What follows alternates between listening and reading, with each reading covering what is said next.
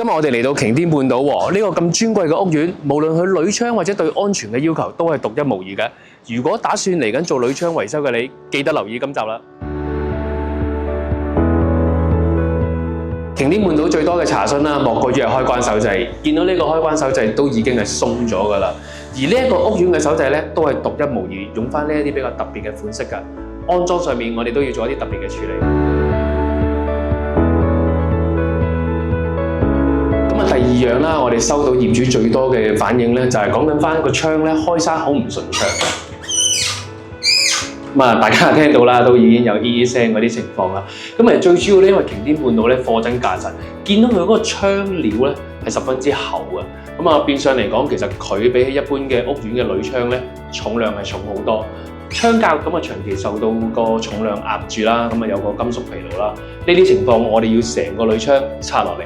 換翻個上下頂底個窗架，其實先至可以根治到個問題。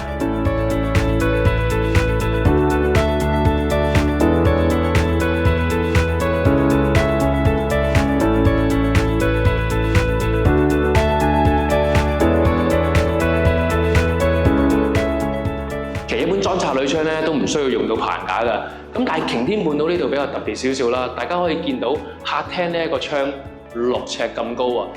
再加上之前其實有其他嘅行業發生咗啲工業意外啦，無論我哋或者係管理處對於客廳做一個鋁窗維修咧，個標準都係相當高嘅。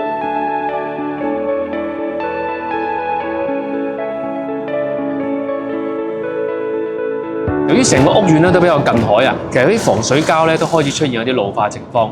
業主見今次有個棚搭開啦，所以就一併做埋個防水工程。